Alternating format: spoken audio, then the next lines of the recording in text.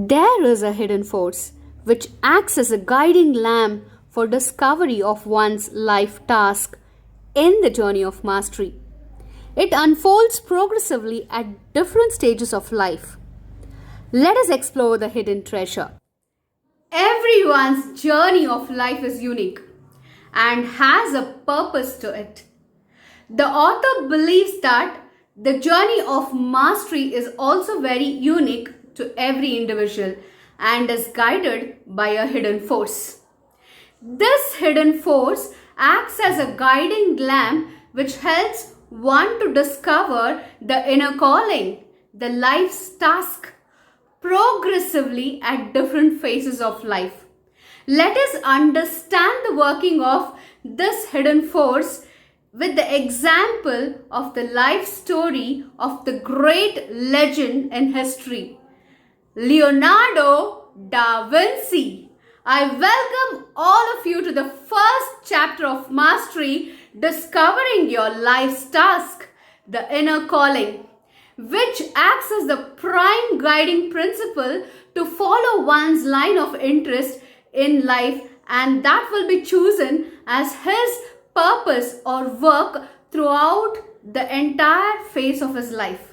Though it is seen in glimpses and develops in phases, at the culminating end of his life, he dedicates himself and devotes himself to the purpose of life.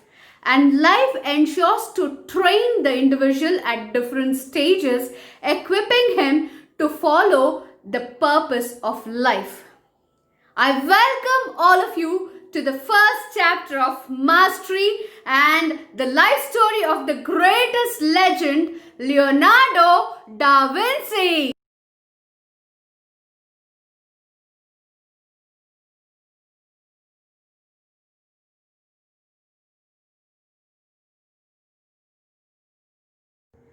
As a child, Leonardo da Vinci did not receive any formal education. He was not allowed to participate in any of the universities or pursue any of the noble professions because he was considered as an illegitimate child. Leonardo da Vinci was born out of wedlock, wherein his father, Piero da Vinci, a notary and a staunch member of the bourgeoisie, got married to a peasant named Catherine. Hence, Leonardo was left all by himself and he spent most of the times wandering in the olive groves of Vinci. He would spend most of the times in the dense forest of Tuscany. The dense forest of Tuscany was a school and nature was his teacher. He would go day in and day out to spend in the dense forest of Tuscany filled with wild boars. He liked to look at the variety of life in the dense forests. He wanted to observe the waterfalls cascading into fast-moving streams. He was enthralled by the swans in the pools. He was mesmerized by the flowers, variety of different flowers which grew on the sides of the cliff. He would go day after day to see this enchanting forest, and it so happened once Leonardo da Vinci would sneak into his father's office, grab some paper. You should know that paper was a very rare commodity then, and because Leonardo's father was a notary, he had enough supply of it. Leonardo would sneak into the office, grab these papers, and he would go into the forest, sit on a rock and start sketching these different varieties of flowers, different varieties of life in the dense forest of Tuscany. Even if the weather was very bad, he would not miss his trip to the forest. He would visit the forest on a daily basis. He would go find out some shelter and again started to sketch. He did this without the help of any teacher. He did not even have a painting to observe. Nature was his model and he did everything with his observation, the eye as his powerful tool. The eye was his tool and nature was his model. He realized that if he had to sketch and bring life into all his drawings, he had to have a keen sense of observation. So he started to develop and pay more attention to the details which could bring life into his sketches. And that is how he became proficient at sketching. It is also seen that Leonardo himself tells that he was attracted to the iris flower, which was a very beautiful flower, and it had different colors. Once he started sketching this iris flower. So in the process of sketching this iris flower, Leonardo realized that this iris flower just begins as a seed, and then it grows and passes through different stages to finally blossom into a magnificent flower. He was wonderstruck by this stages of development, how a small seed developed into a fully blossomed magnificent flower. This is when he got introduced to the metamorphosis of flower. So Leonardo had always wondered at how this flower, which was a small seed, finally becomes a magnificent flower. He always thought, what could be the reason? How could it happen? And this was his first glimpse of the hidden force. So this made him wonder and also realize that there could have been a hidden force which helps this small little seed to transform into a magnificent flower. And this was his glimpse of the hidden force during his time.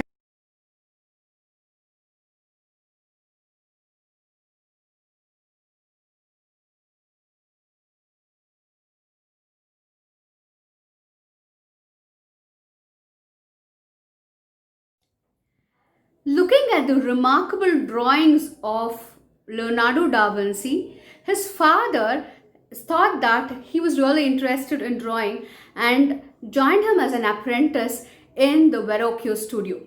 Verrocchio was one of the best Florentine artists in the city of Florence.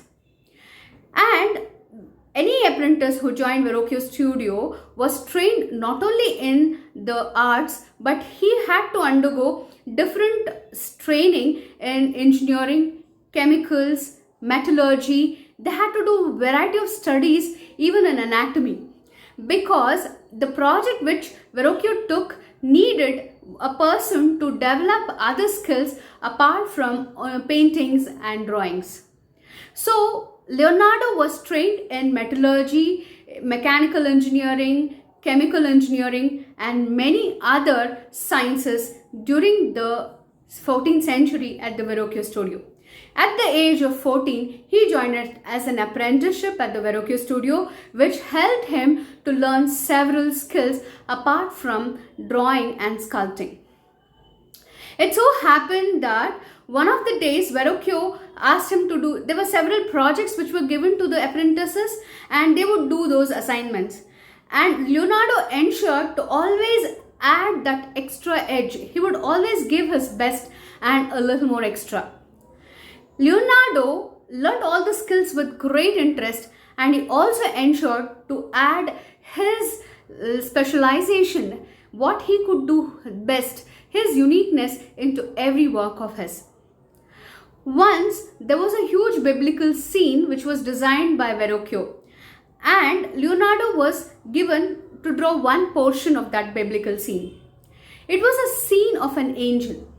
So when this assignment was given to Leonardo, he just wanted to do something different, and so he was a person who felt that he wanted to invent something new. He realized that he could just not follow he would definitely learn from the master, but he also wanted to do something of his own. He wanted to invent something on his own rather than just imitating the master. So he did a lot of research in drawing this angel. It's very interesting to know what the kind of research he actually did. To get the face of the angel, he would try to mix and match the colors so that the sublime mood of the angel would be reflected with the help of different mixture of colors. And then the angel had a particular flower bed in the foreground. And this, like, they would have done regular paintings of different plants in the front. But Leonardo, what he did was, he tried to bring from the memories of his childhood those plants which he had seen in the forest, those flowers which he had seen in the forest, and he started to draw them in front of the angel. And in order to get the sublime mood of the angel, he wanted to add it with something extra. So he would go on a daily basis to the church and would observe these a very young man in sincere prayer. He would observe and come back and try to draw the same.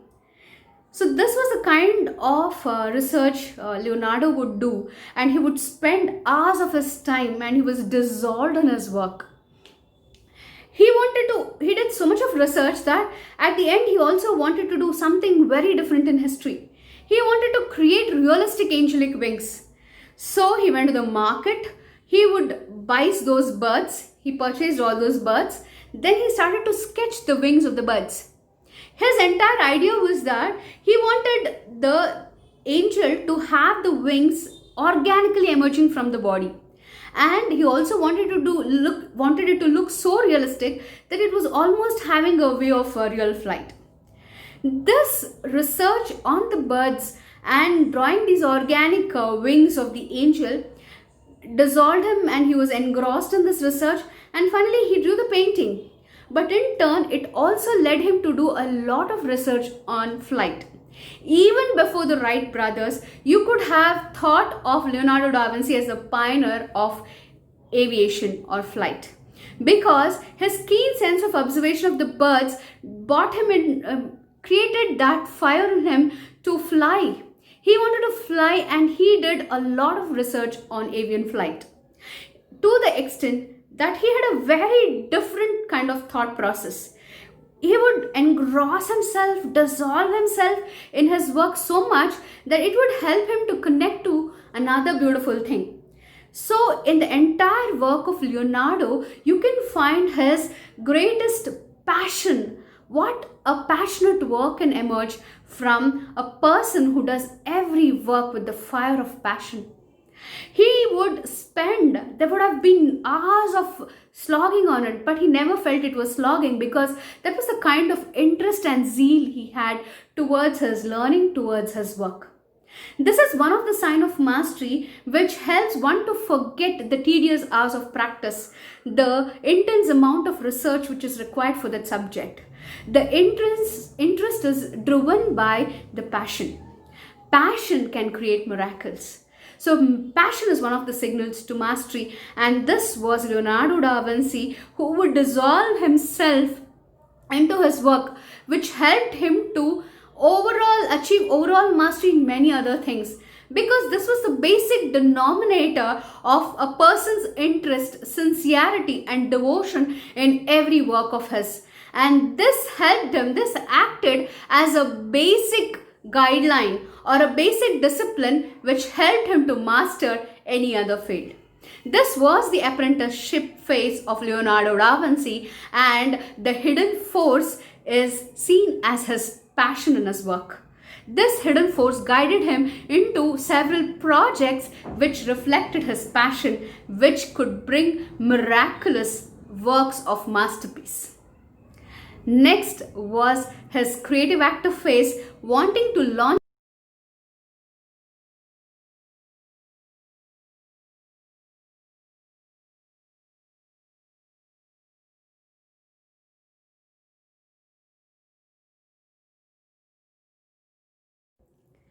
There is a stage in everybody's life where they have to make a career choice or launch themselves into a career path. There is a career choice that has to be made. There definitely are going to be different challenges coming from different ends. And there is definitely a need to upgrade yourself. And whenever you're making a career choices, there are different challenges which can come from people, which can come from the boss you were working before. And there are several dimensions to it, which we'll learn in the later aspect of mastery. Even Leonardo had to face this challenge of choosing and launching himself in a particular career. He also had several highs and lows in his life. So this is how he made tough decisions and took courageous steps towards his career choice. He has already been trained as an apprenticeship. Then he has practiced several phases where he has become more creative, and then he wants to launch himself into a career path, giving him a new identity. There was a particular phase when there was the Pope of Florence. He had built the Sistine Chapel, and he was looking for a Florentine artist to create the interiors of the church. He asked Lorenzo Medici, who was also an artist, to find out or refer one of the best artists. Lorenzo sent word for several artists from different parts of the city except Leonardo. It seems that Lorenzo and Leonardo did not go well because Lorenzo was a person who was bent into the classics. He had, in all his work, he had a lot of expertise in the ancients. And you should know that Leonardo, since he did not receive any formal education, he did not know Latin. And Leonardo had a greater bent for science, and he did not have any idea about the classics and the ancients. So this was a drawback.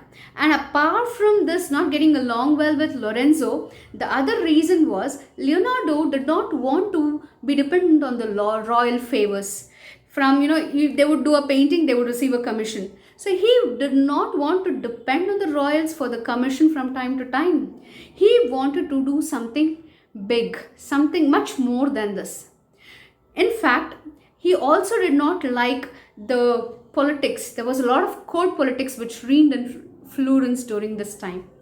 You should know that it was the age of Renaissance, the dark age in Europe, and this was a Renaissance phase where artists played a key role, and there was several political influences during that time, and Leonardo did not want to be a part of that political game. So he had made a big master plan for his livelihood.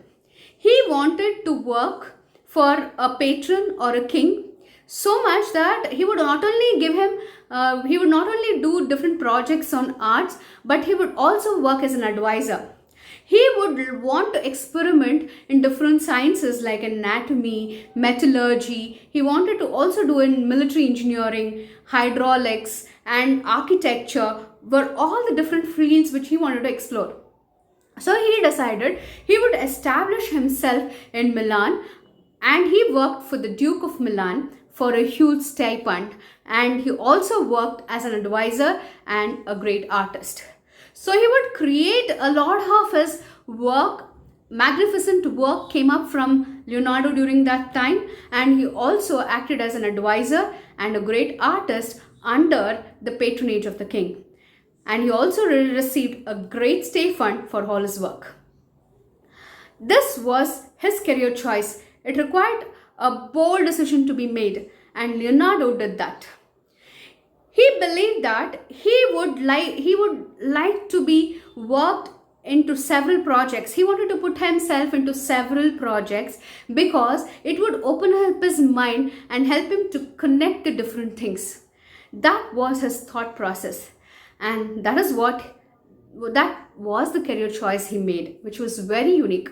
So usually people want to have a very comfort zone, just work for a paid job or something like that. But Leonardo thought he wanted to bloom, allow his art talents.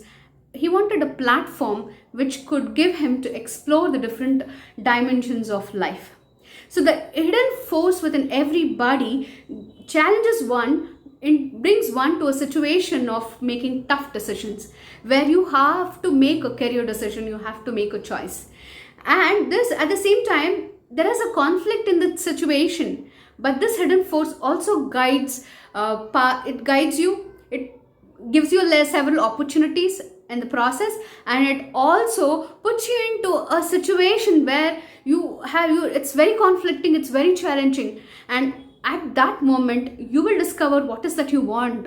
When you identify with what is that you want rather than getting influenced by other conditions, when your heart is able to find out what is that you want, that is the hidden force guiding you to your journey of mastery, to your career choice of which you can do it excellently because it is very close to your heart. This is the hidden force which guided Leonardo in making his career choice and putting himself into the path of mastery. Next is what this mastery? This hidden force did this to Leonardo da Vinci. The same hidden force takes care of the career choice. Just listen to that hidden force. What is that it is trying to tell you? Most of the times we listen to the outside voices coming from friends, the kind of system, the scope. But then it is very important to listen to this inner guidance, to listen to this hidden force.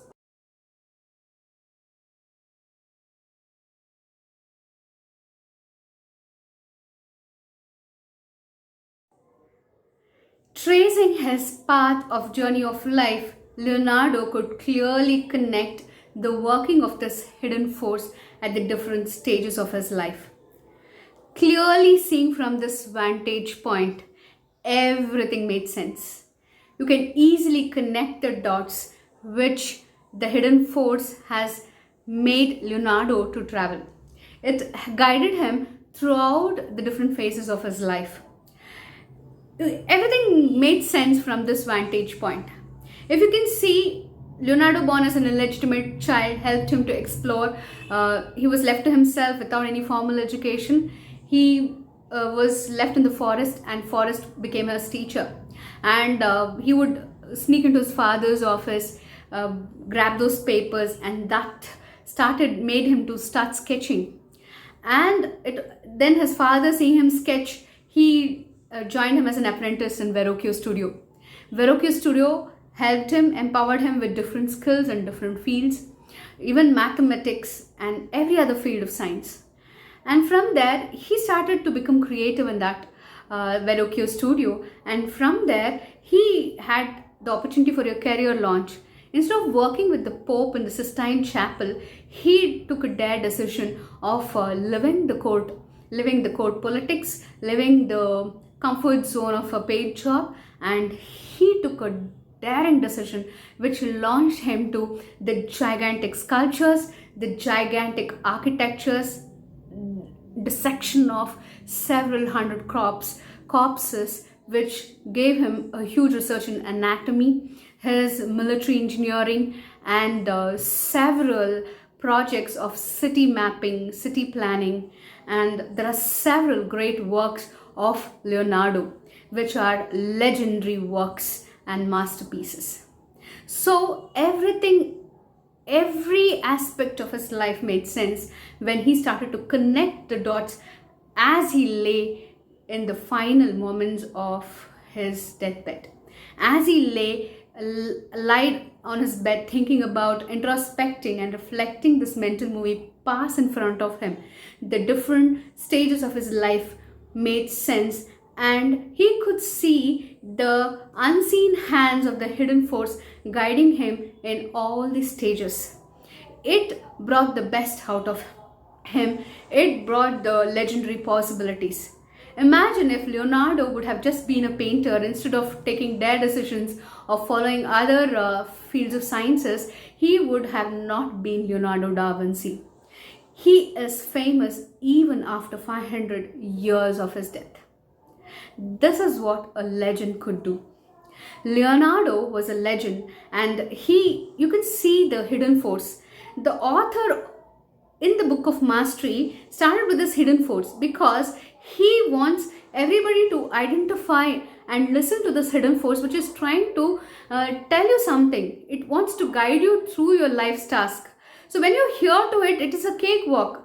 But if not, you have to go through different things. Even if it puts you into challenging situations, trust the hidden force. It is going to definitely lead to the career that is your life's task. It is going to lead you to your journey of mastery. But there are basic qualities which are required, that is discipline, passion, and many more qualities which we are going to discover in the upcoming strategies to the hidden force. What are the strategies to discover this hidden force? How do you make this hidden force active?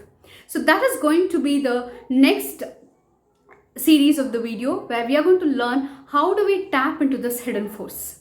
So lying on his deathbed, Leonardo's life made complete sense, and he was guided by this hidden force which held his hand and took him and walked him through his journey of mastery. Lying on his deathbed, Leonardo would have definitely had a smile of fulfilled a life that he lived.